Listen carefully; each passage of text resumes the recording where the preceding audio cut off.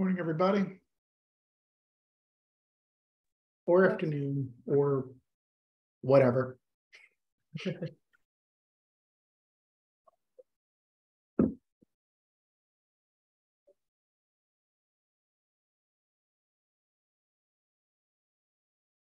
Give folks like 2 minutes or so to, and then we'll get started.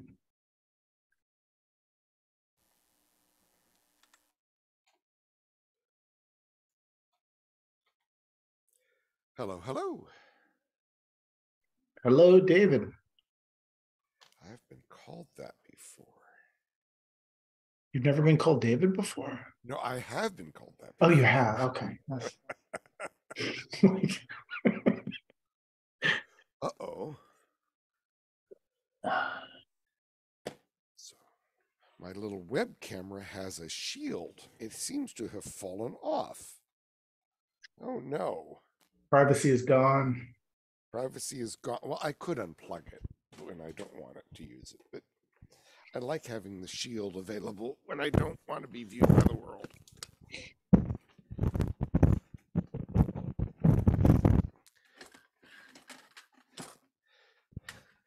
I make a policy not to change clothes in front of webcams anyway, but still. Experience is a harsh teacher. Well, no, thankfully, no. But I mean, it's a true statement in general, but I haven't done that. But the whole idea that people are selling cameras without covers is a mystery to me. That just seems like asking for trouble. Yep.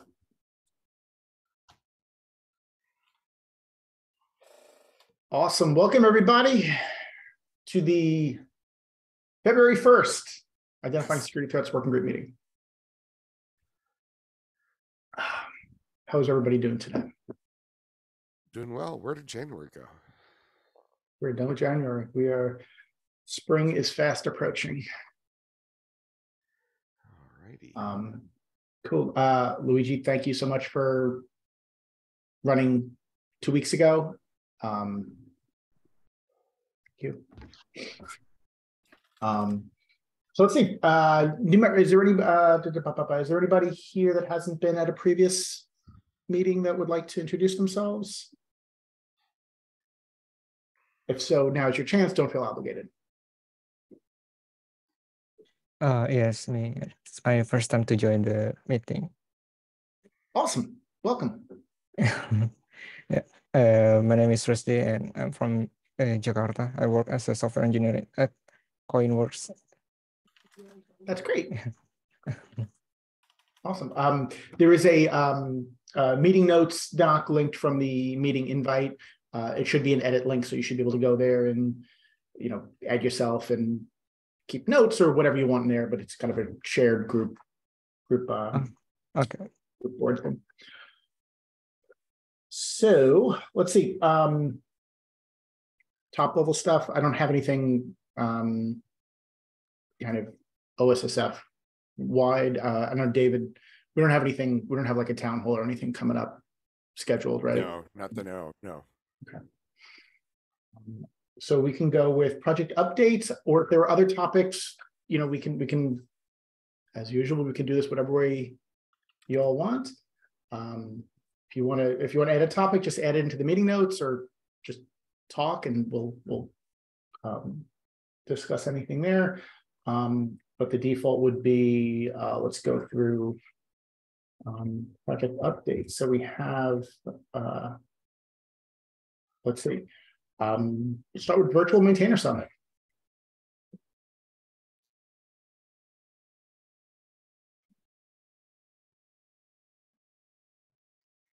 Do we have? I wasn't there, so I don't. You know what? Let's just. Luigi, since you're here, how is Security Insights going? You're on mute though. Yeah. Okay. From the previous meeting, I have no updates, unfortunately, but I have 3 open pull requests. They are in draft because I need to understand how we want to proceed with some compliance in OpenSSF. For example, not all the projects have a security MD, and technically we can enable it easily as organization in GitHub, but at the moment we haven't it. And another question is for just the most important project. Maybe it is more for the TAC, and it is a question that I don't know if you, Michael, or someone else that usually is in the TAC meeting can ask, but we want to have a sort of bug bounty program for the most important project that we have or not. Because at the moment, for sure, the scorecard is quite popular now, but also some other collateral projects in OpenSSF are becoming popular, and maybe we want to have a bug bounty program. So the pull requests are in draft in 3 repository, and I am in contact with the maintainer, and I hope to merge them, but in particular, I cannot merge them if they don't have a security.md. Because it is a requirement of the security insight specification having at least a short text file with contact for security. So technically, sorry, it's a requirement for security insights to have a security MD. Or security MD, or just a sort of security policy. So this project doesn't have, I mean, at least one of these projects don't have a security policy. Okay. And yeah, maybe we want to have it at least for the repo in OpenSSF. I would imagine so. I can't imagine, like, I mean, like, obviously there were documentation projects and things like that, that like the concept of what is a security issue, like, doesn't mean very much, but the file can still exist and say, this is a documentation project. There is no, like, I mean, if you really need somebody like. Yeah, exactly. If it is a documentation project, is not, maybe you don't need a security insights, but we are talking about a project where there is a code base. I mean, I need to double check, but for sure there is code. I have checked that. Yeah. Give 1 second. I can link you the 3 projects that I have. Give me 1 second. Or maybe they are in the meeting notes. Yeah. In the previous meeting notes, there are a link to Slack with all the 3 projects where I opened the pull request. And one is package analysis. And you can see that sometimes it's not so easy to identify the security testing, and maybe we are interested to have some standard also for that. This bomb is not still in a lot of open source projects in OpenSSF. Sure. And another problem is, wait, I need to find it. Security, this one.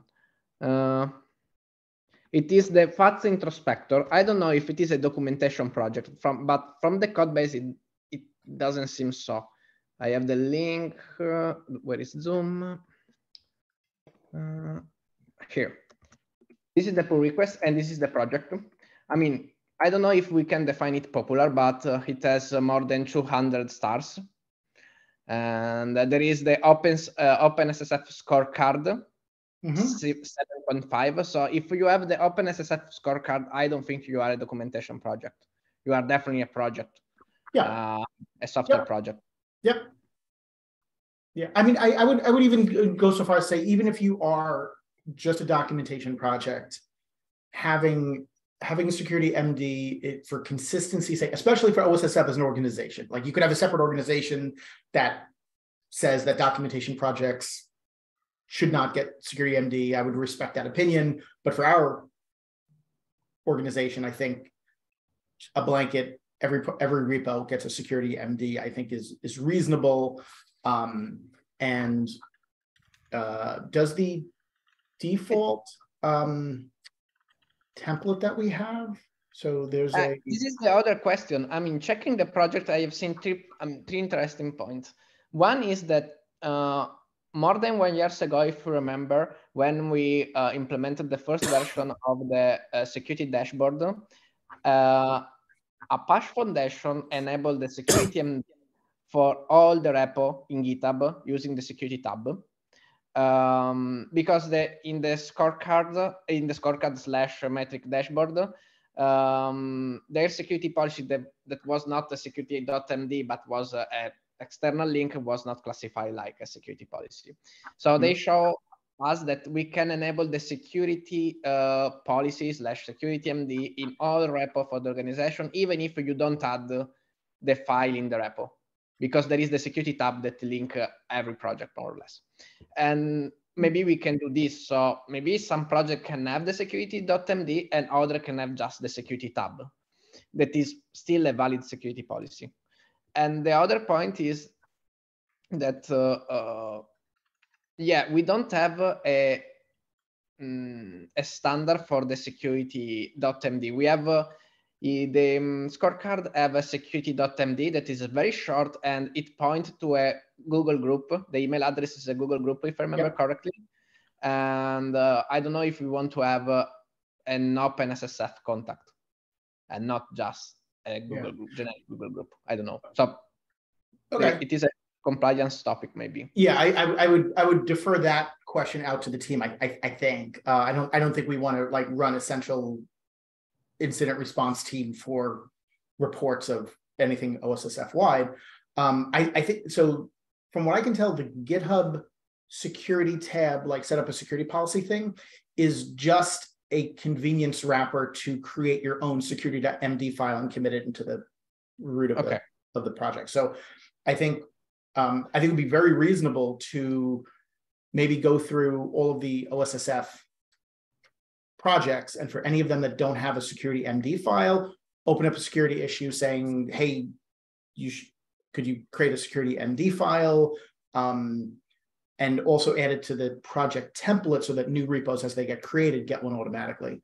And then we can find a reasonable template to start and suggest that if so people don't have to make it up on this, from scratch. Totally agree. I think that would be super useful. Yeah, exactly. Because I mean, at the moment, the pull requests are in draft just for this reason, because I don't want to bypass the security insights requirement. And at the same time, I think it is a good idea to solve this issue to an organization level. And the same for the bug bounty. I mean, you can say, I mean, the organization can say just no, and it is acceptable for sure. But if there is budget, at least for some project can be, from a community perspective, a nice idea. I mean, the bounty can be, I mean,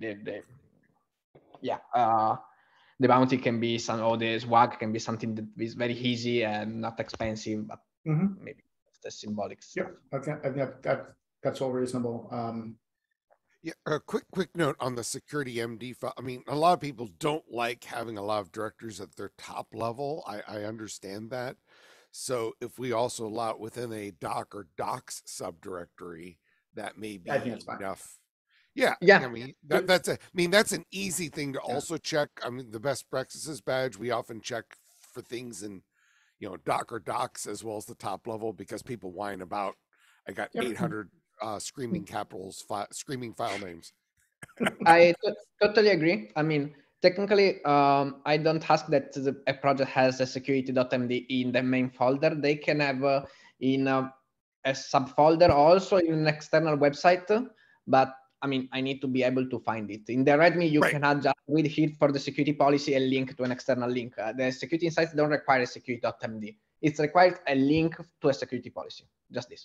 Right. But I think trying to make it so there's enough flexibility so that people who complain about one can get the other, but you can find it.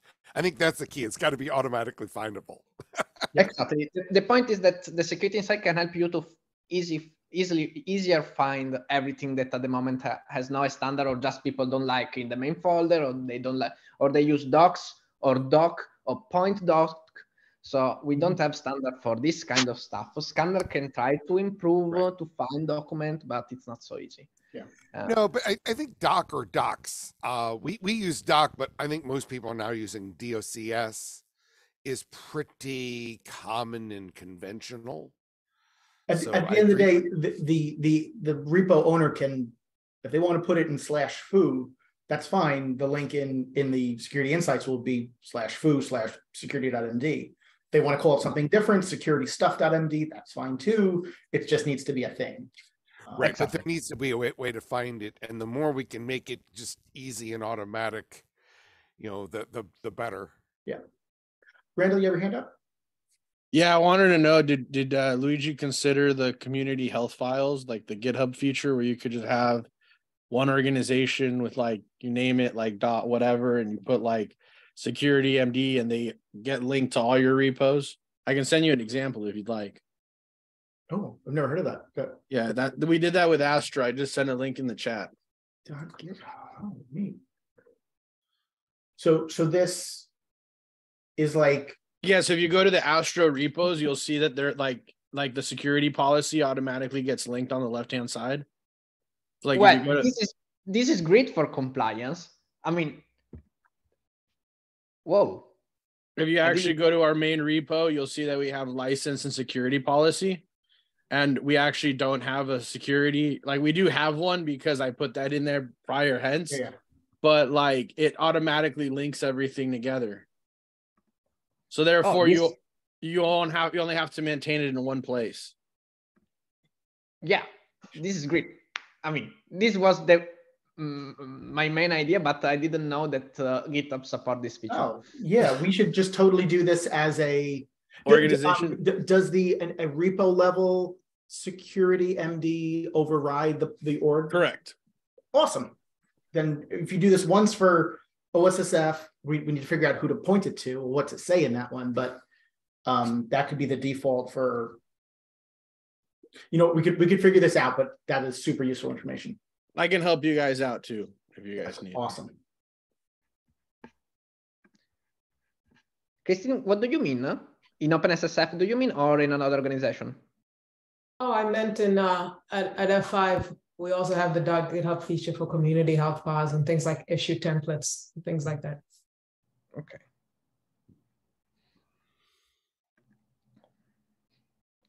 And yeah, I have finished the update, I guess. Cool.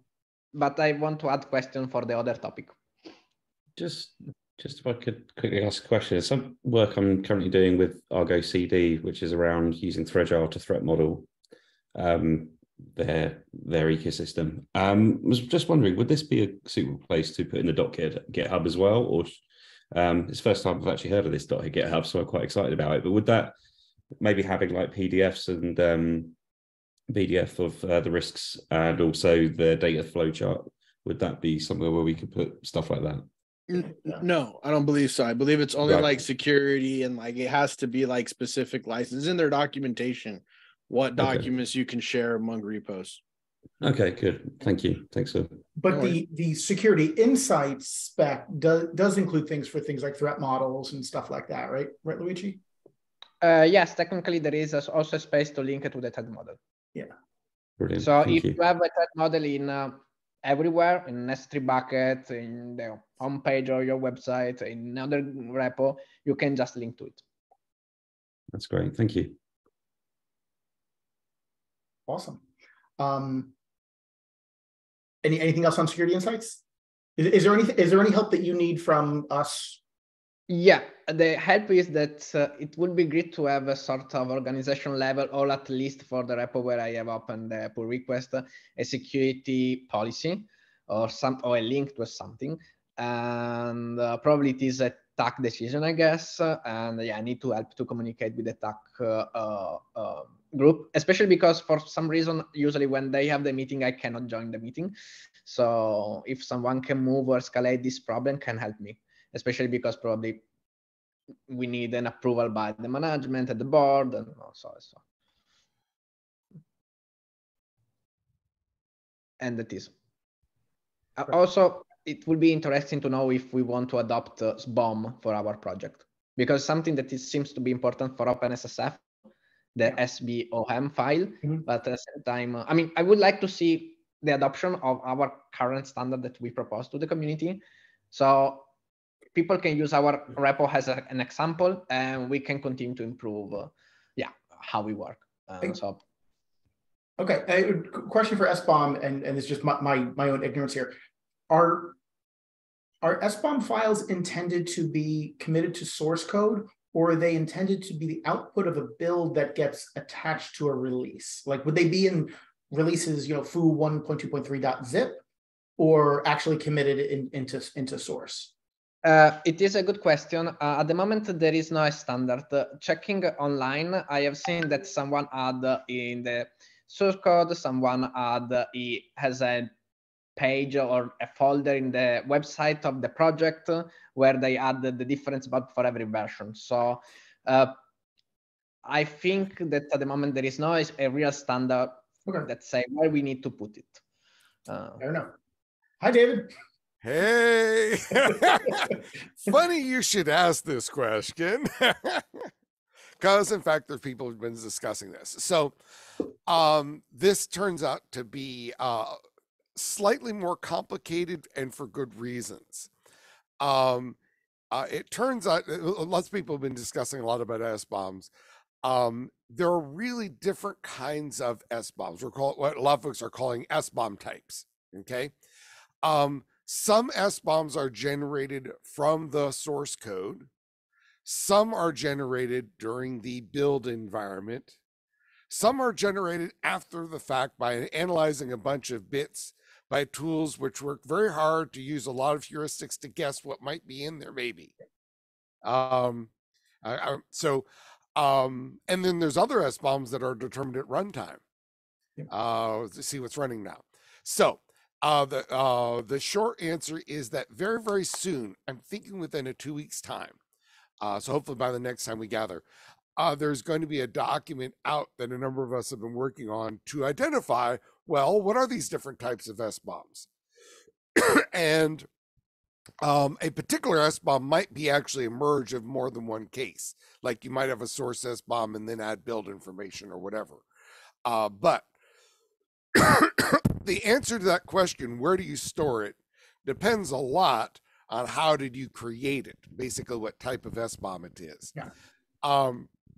If it's something that is essentially derived from the source code, I don't think it's insane to make it part of the source code checked in. That means you have to update it when you check in your source code, which usually you want to generate instead of just having as part of the source code, but it's not a crazy thing to do. Mm-hmm. For the build type stuff, though, that really doesn't make much sense. Right. What you probably want to do is have a way to point from the source code, how do I get the build information for the various builds? And then say when you download a particular built package, the metadata of that points off to the SBOM. So I think there's a reason for your G, I'm not sure, and there's a variant, because as people have gotten into this, they're realizing that there's different cases for different circumstances. Okay. Makes sense. Cool. So I think it would make sense to focus on security MD as something we make concrete progress on short term. We shouldn't forget about SBOM, but it's complicated. So. Security MD is easier and probably already a sort of standard or just a security policy. Cool. Okay, going back to Virtual Maintainer Summit. Any updates? Hey, this is Manawar. Hey, Michael. So we have right now sent the emails to the potential participants. We have done it twice. The second round went this Monday. However, so far, we have only received, I think, 4 acknowledgements. So it's kind of like we have a raised heartbeat at this point, as in like, okay, what's happening? How? So the plan is to now personally reach out. Many of these participants are people whom we know, so personally reach out and kind of coerce them into participating, something like that. So for example, like here, let me do that to Randall, I think who has received probably one of the emails, but yeah, I mean, if you have not acknowledged, please do that, because again, like that, it's not good for our heart to have like 4 or 5 people at this point. So yeah, that's that. I have a very funny story to what happened when I actually brought this to Homebrew, which Jay and Michael and David might already know. but but we could talk about it later. But I do think that there is some interesting feedback that happened there that we don't have to talk about on this phone call. But yeah, I it's not like I didn't pass it along. It's just that, yeah, there's certain opinions than like things that happened. So yeah, maybe you should be aware when you're dealing with the communities and asking people to attend to this if you're not aware. I am not. So maybe I will connect with you separately and find out. So yeah, it's always interesting. I mean, we're doing people engineering here, so that's yeah, I'll get that feedback from you on the side. But yeah, so that's what it is. We have also sent emails to the panelists this week. This was sent on, I think, Tuesday. But I mean, with the panelists, there's only a few we have already pre-communicated with them. So the only thing that they have to do is to adjust their date, which was January 25 before, and now acknowledge to the February 22nd date. So that is not something that we're too much worried about. So the next steps are basically creating structure, as in who's doing during the actual event, who's conducting which part, like that we'll figure out among ourselves. And then we'll also coordinate with the people. There's a round of survey. There's a set of survey. There's a survey that we created that ask different question about security practices existing in that community of that particular community. So that gives us some data point that we can share during the conference. This goes out a week before the conference. That's something that has already been done. It's just like ready to go out to the people who have accepted to participate in that event. So that's what we're waiting for. Other than that, yeah, I mean, so that's the status. So right now we really want to increase the count of people participating, and that's that. Awesome. Yeah, I mean, I think even if you know, for the first experiment of this, if it's relatively small, if it provides value to the people that attended, then great.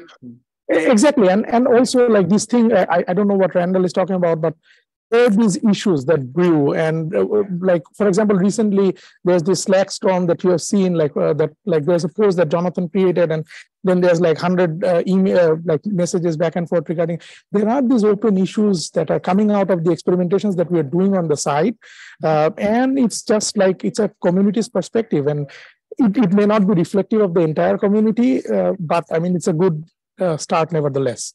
Yep. That's what we are banking upon. Yes, more conversation is good. Oh, sorry. Exactly.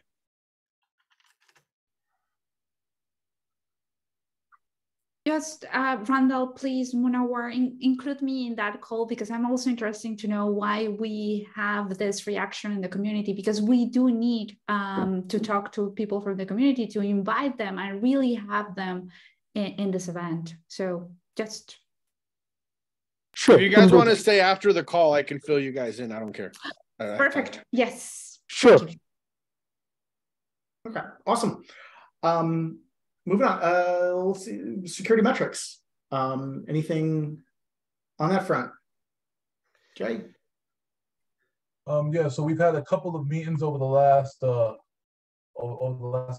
couple of weeks. At the end of last year, we had a great mock-up that was done with the metrics, and we went back to Nirav and his team to put together a few additional features and to prepare a nice demo that we wanted to bring to the working group. Nirav had a couple of conflicts, so we weren't able to touch base with that over the last couple of meetings. But that's all we're waiting on right now, to get a good sync back with those features and those additions that we talked about at the end of last year. Once we get those and as a SIG review them and opine on them and then agree on them, we can then get something together in terms of a demo and bring before the working group at large. That's all we're waiting on now. Okay, awesome. Is there anything that you need help from this working group? More help, more eyes, more anything? Oh, no. I mean, it's just Nirav taking care of whatever he needs to take care of, and then we'll be good to go. Okay, cool. Thank you. A quick add though, the next meeting is February 10 noon. So if you are interested, hey, join the fun. Mm-hmm. Cool. Oh, I did want to bring up office hours because I was pinged on this earlier yesterday, and I was wondering, do we? Which one? Alpha Omega or specifically? Oh, sorry. The office hours experiment that we tried whenever we tried it, November maybe. Yep. To see, do we think that there's like, do we want to try it again?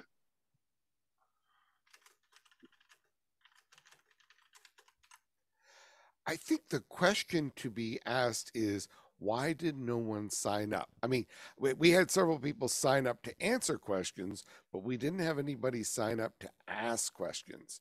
So the question to be asked is, why not? Now, maybe it was just bad timing, inadequate warning, or maybe people are really afraid to air their dirty laundry questions in public. In which case, maybe we need to take a different tack. I mean, I have no data to back up this feeling that I have. I feel like I feel like it probably wasn't advertised like loud enough and for a long enough period of time for enough people to know about it, so that, you know, if 0.1% of maintainers would be even theoretically interested in it, we just didn't have enough to, you know, on average it was about 0 that, you know, that fell into that. But I think there's probably a separate thing, which is if I knew that every, okay, so the maintainer that would have gone to this, would have gone to office hours, would have been someone that had a security challenge right then that they didn't have a solution to, and then they heard about, so it was like a subset of a subset of a subset of a subset. If we advertise that this office hours was available second Tuesday of every month from, you know, whatever, X to Y, it's on the calendar, just show up and chat. If on average we get about one person, then we don't really need to do the pre-registration thing. We just need to have 1 or 2 people like hanging out at office hours. If we wind up getting so much attention that we do need to like queue it, and then there were sensitive topics, so we need to like pre-register, like, I think that's a problem that we can solve once we have the demand for it. But my gut is that perhaps we limited demand by making it a little too hard, or maybe it would have just been more effective if it was just a completely open, we're going to run it for 3 months. And if nobody shows up after 3 months and we're talking about it and advertising over time, then we realize that this is a solution that for which there was no problem. And that's fine. We cancel it and move on. But I feel like folks would show up if they knew this thing was always available. And they're like, oh, I can't make it this week, but I could do it next time, maybe. Randall? I'm sorry, I'm having multiple conversations, but I can substantiate what David has said from other Linux communities I'm involved with, that many people are not entirely clear what OpenSSF is to start with. Okay. To much less show up to office hours. That is terrific feedback. We need to and you want another observation? It's everything 2018, like prior to 2018, they kind of have no idea. So like containers, because I kind of think like the year of Docker was 2018. Mm-hmm. So like I think like everything prior to that kind of feels very marginalized by like OpenSSF in general. Mm-hmm. Like GNOME, distros, and yeah. I'm confused by the statement. Can you? Yeah, can you drill in there, because there's a nugget here. I'm just kind of pulling out. Well. I don't want to get too finger pointing on like who. No. Yeah. But like basically, yeah, like even like a lot of really big old timers that are in kernel project and Gentoo and GNOME and things like that have no real idea what problem we're trying to solve. They think that we're just a lot of cruft. And if you guys want to stay after so we can get into the homebrew call, there's some really interesting feedback that comes out of that call, because the word strong arming came up several times. Okay. Yeah, and so let's set up a separate call, because I would really like to understand that. And even if it means I'd be happy to join a call with Homebrew and take arrows on behalf of OpenSSF, but I would. And for the record, David, that was my reaction, especially from like Homebrew, because I was like, wait a minute, aren't we kind of like forward thinking people here? Like, but yeah. There's some stuff there, and there's some drama that happened. There's always drama when there's humans involved, but I'm confused. In this particular case, let me put it to you this way. Let me put it to you this way. My right privileges at Homebrew have been revoked. Because not directly for OpenSSF, but because according to people in Homebrew, I cannot stand for both Homebrew and OpenSSF at the same time. Yeah. What? Yeah. Okay. So let's have this conversation some other time. Understood. In general, though, I think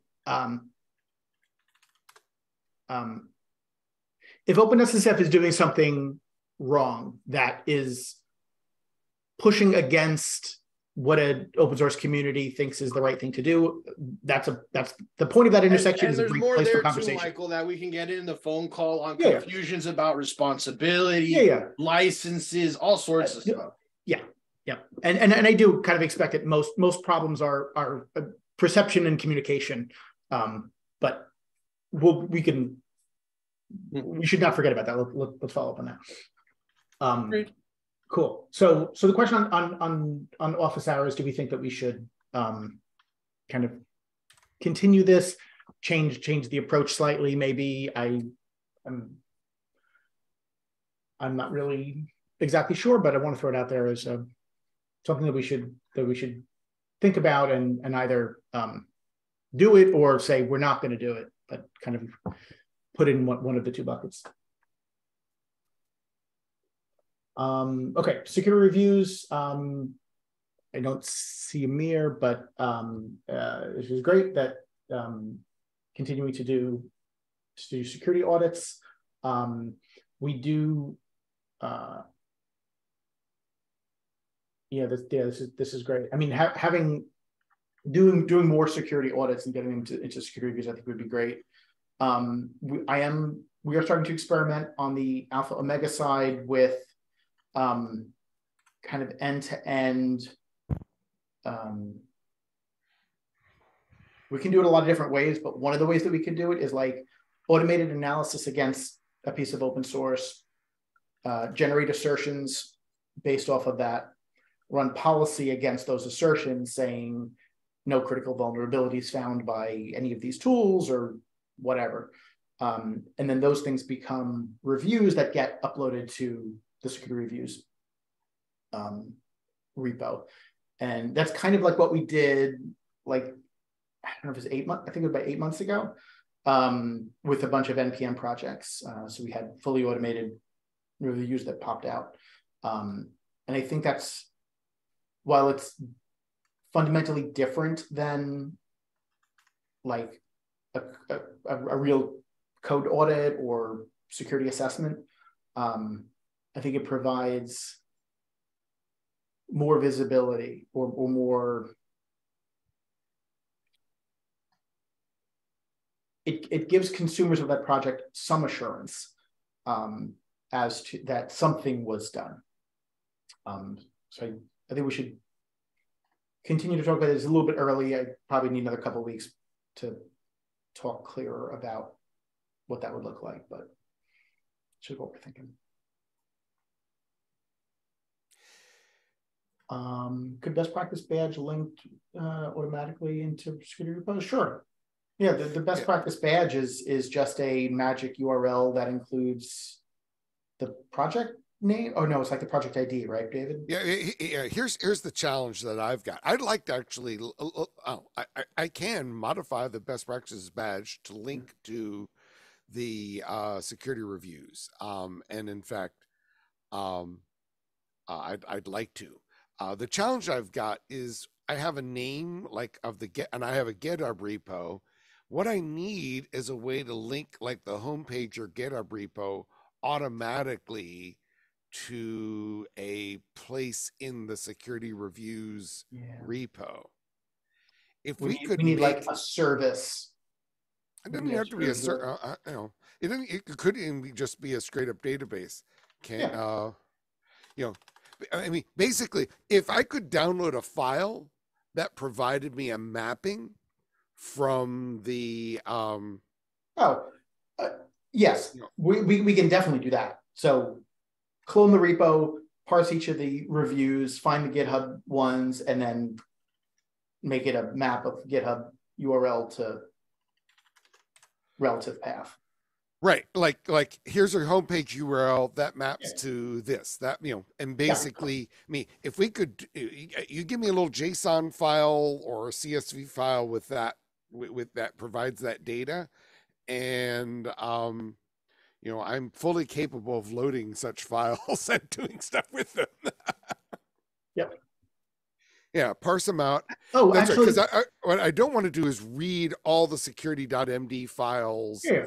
From the service side. So we already have most of that in the script that I think Dylan wrote to create the homepage, the nice table. Okay. So. Oh yeah, that's right. That's right. So if it could just separately generate a mapping that links just as I said, from the best practices badge, we ask for people's repo URL and the homepage URL, which are sometimes the same. But if but just the mapping from that, boom, I can immediately add GitHub URL and or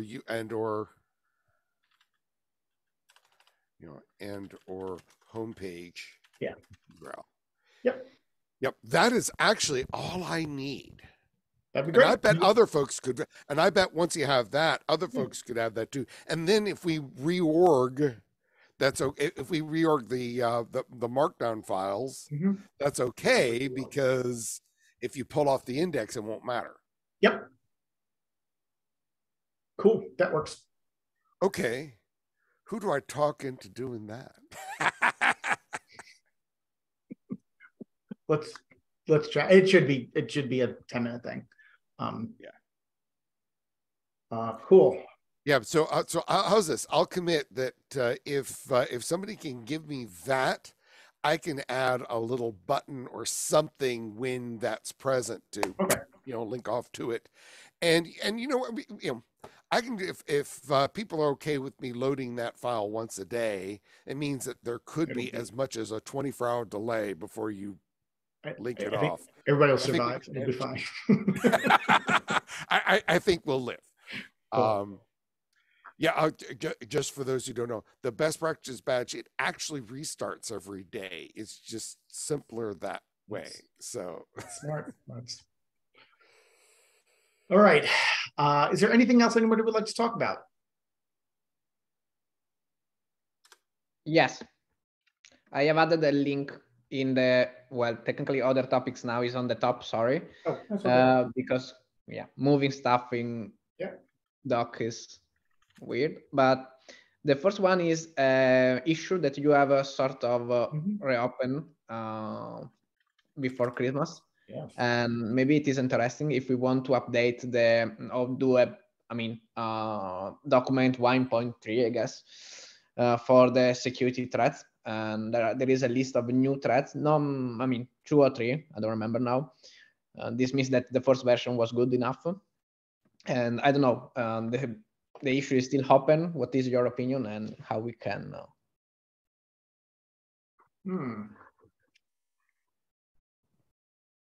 So, sorry, so in looking through some of the later comments in the thread, is the question like, do we actually need more content, or have things changed enough that like what we said in 2019 is like wrong or not complete or whatever, or is it that like we haven't done a good enough job at socializing this so that people don't know it? No. I mean, the comment in the GitHub issue, or I mean, the point is that maybe we can update the document adding some attack that we have seen in the last 2 years, multi-factor authentication, fatigue attack, or conditional stuff on PyPy is another interesting scenario and similar. Yeah. And the other point is that about is this document good or not? I mean, if the document help other people and project, my answer is that the document is very good. So I continue to use it to I continue to present this document to people that have an open source project usually, especially if they ask me, hey, what are the risks and how we can mitigate? I say, okay, if you need something, read this document. It is at least the first step that you can do to improve the security in your project. But my question is, I mean, according to numbers, we have seen that in the last 2 years, the last 2 years were very particular, but the attack in the open source project, the concept of supply chain, we can define what is supply chain, but definitely increased. So it doesn't depend by how we spread awareness, but for sure, if we spread more awareness about how to ensure that your open source project is safer, we can help. This document is very, very good. It is the first document that I share when I need to share something about open source security. But yeah, maybe we are not sharing it enough. Maybe we should present in a different way, or rewrite a blog post or something. So with that, do you think it would make sense to put, I don't know, 2 or 3 months worth of effort into updating the doc with the newer threats, tweaking things, and then doing like a V2 or V11 launch in, I don't know, April. And that way we can point folks to because it would be probably a little bit awkward to be like, hey, look at this thing that we published in 2019. We can do a refresh and add more data that maybe we have collected. I mean, that other company collected. We can update the data that we have read in the document, and we can add more data if we have. We can see what changed in the last 2 years. For example, the scenarios that we described in the document are still valid, but maybe some scenarios are more valid than others, or just more common than others. This kind of review is something that we can start maybe. Okay. Yeah. Cool. So, I mean, it sounds like, do other folks find this interesting and would like to kind of join in and participate on this? Yeah, I'd be more than happy to. Perfect. Then what might make sense is to just spin this off as a separate V team, meet a couple times, have, it's just Markdown. What I would suggest is, like, as much as I like the PDF version formatting better than Markdown is just easier you should just use the Markdown. And then I'll create a copy of it in a new directory, call it V1.2 or V2, and then just PR into that as changes happen. And that's probably the easiest way to go about this. Yeah, and then that'll be good because it'll give us something to announce in whatever April. Okay, I've lost the bubble here, but V1.2 of the identifying security. Threats, risks, and mitigations in the open source ecosystem. Okay. So sorry, this is the doc. Okay. Yeah, as far as formatting stuff out, I mean, I'm going down here. Markdown is really, You can always insert arbitrary HTML. GitHub doesn't like certain HTML, but you can still insert it and create a nice, pretty PDF out of it. Yeah. Yeah. I mean, we can definitely like git book it or whatever and make it prettier. Okay, cool.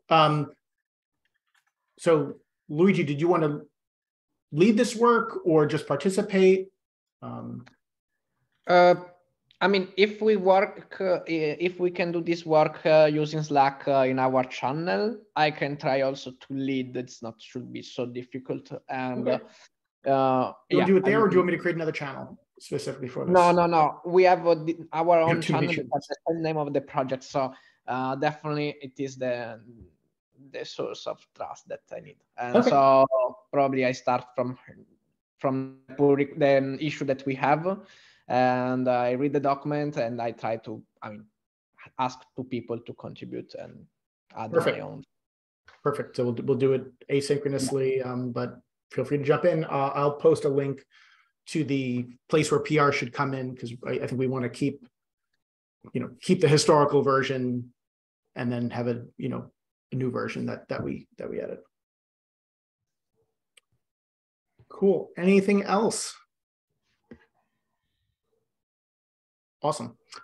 Thank you all very much. It's great conversation. See everybody again in 2 weeks, and enjoy the rest of your week. 2 weeks or the 10? Sorry? In 2 weeks on 10 February. I have written the document the 10 February, but maybe it's another event. Okay. Yeah, the security metrics, sorry. Yeah, totally. that's the February 10 is for the metrics dashboard. Yeah. Sorry. Cool. Thanks, everybody. Thanks. Good to see everyone. Thanks.